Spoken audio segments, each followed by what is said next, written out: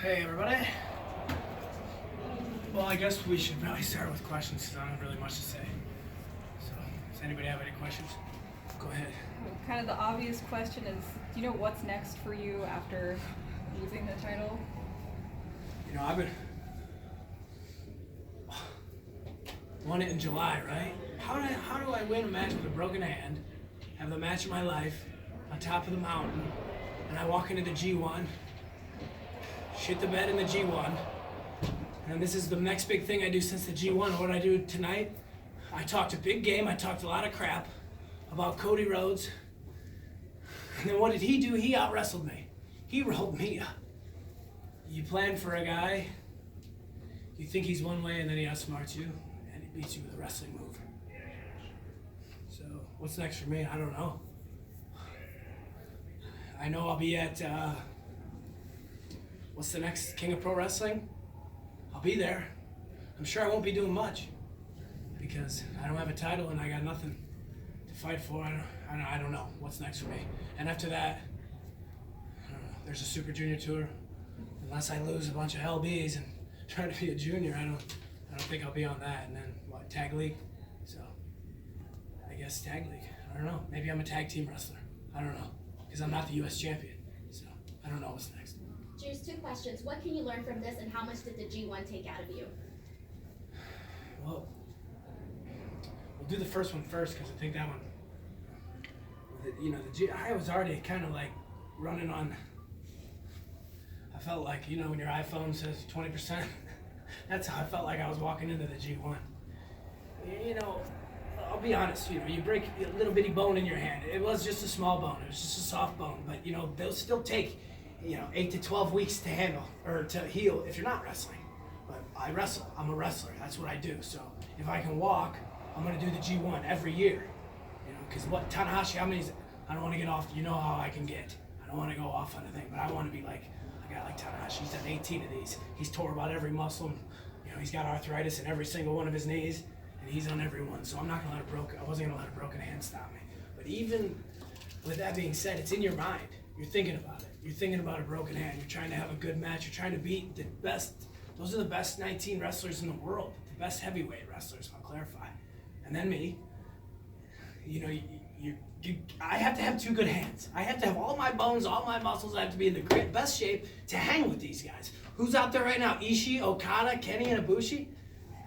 All 3 out of 4 of them were in my block. And I got a broken hand to worry about. Believe it or not, I somehow, as that went on, I kind of came out of it. Towards the end, I was feeling better, but I went in already, 2 feet in quicksand. So I don't know. It took a lot out of me. It was the worst. It was a terrible G1 performance. I wouldn't be surprised if I'm on the bubble next year to be in it. And what can I learn from this match? I gotta quit talking so much smack. You know what I mean? I love that. I am arrogant. I am brash. I am flamboyant. I like to talk shit. All right, I'm sorry I said shit. I know we're trying to clean up the language around here. I like to talk smack, And so does Cody, but I fell right into Cody. Fell right into him. You think you know Cody. You think he's going to have Brandy out there. He's going to do the Macho Man, Miss Elizabeth thing. And he does. And what's he do? He beats you with a rope. So and I'm still going to the people. I'm still worried about these people. I'm still ready to go through the curtain wondering, are they going to like me? Are they? I always wonder that. Are they going to like me? Anywhere I wrestle. And you know what? No offense to every single wrestling fan out there, but I shouldn't give a damn what anyone thinks. I got to win. And if I'm worried about looking to the people and wondering, they like me, I'm going to get beat with roll-ups all day. What have the last few months been since the July San Francisco show? What have they been for your career? What has it been like? Well, I think more eyes were on me after that. And I think, I started getting a lot of text messages from a lot of different people in a lot of different places in the world. And a lot of questions were asked. And I think I opened up some eyes with all companies, all wrestling people everywhere. Maybe now know who I am, and they should. But yeah, it's been I don't know. You win a title, you're on top of the mountain, and then for your first defense, how many times that happened in New Japan? How many times your first match you defend it, you lose? And I lost to a guy that I told everybody that I was better than, that I was going to out-wrestle, that I was going to prove that I was different. What was the difference between Wrestle Kingdom, what was it, 11? Does anybody know what was that, 11? Wrestle Kingdom 11? 11. And tonight here, how many, 2-3 years later, what was the difference? Nothing. There was no difference. Okay, I lost to a Crossroads, or whatever it's called then. And today, I lost to a small package. So, what's the difference? Nothing. I can't remember what you asked me, sorry. What's that? Between the two events, from July until now, what would you say anything has changed as far as the landscape or and as far as expanding?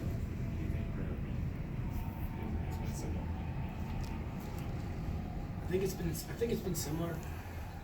We came back here. I don't know. I'm not the right guy to ask. There's a lot smarter people than me to ask that question to. But I feel like you do a small room where everybody's standing on the ground twice in 2 nights. You sell it out twice.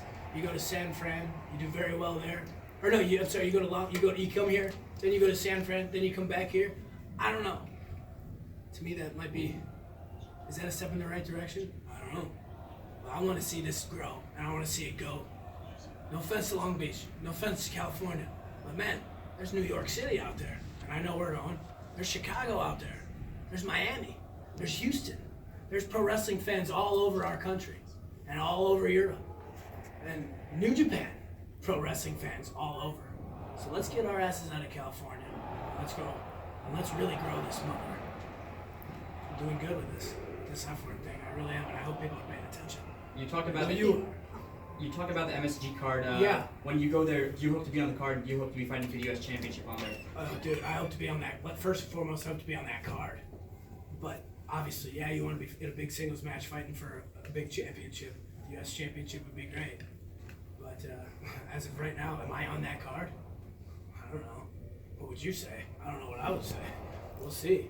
I know I got to start turning this around. You know, Lovable, it's ROH and it's New Japan. How many wrestlers is that? 50? Everybody's gonna want to be on that. It's Madison Square Garden, the most famous arena in the world, and it's sold out. So, yeah, Well, I want to be on it. Am I gonna be on it? I don't know. Goose, I think you are going to be on it, but how much does this loss sting tonight compared to other losses in your career, considering it was your first major title and you lost it on your first defense?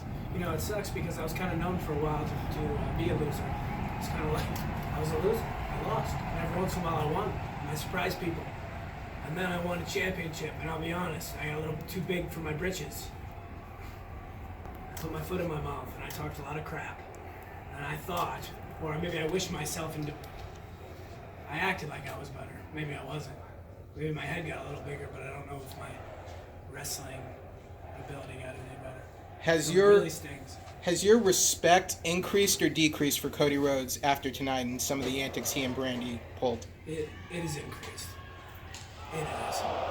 I've always respected Cody, and I know I said a lot of me and Cody came from 2 different places in the world, and I said something a couple days ago that I actually want to clarify right now. I said that I was the American dream, and I feel like I shouldn't have to say this, but I am going to say this because I want to apologize to the Rhodes family. I want to apologize to anybody that I offended.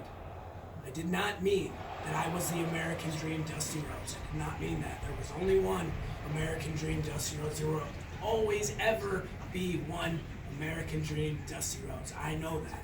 I loved that guy so much, and I respected him so much. I did not mean any disrespect to anyone when I said.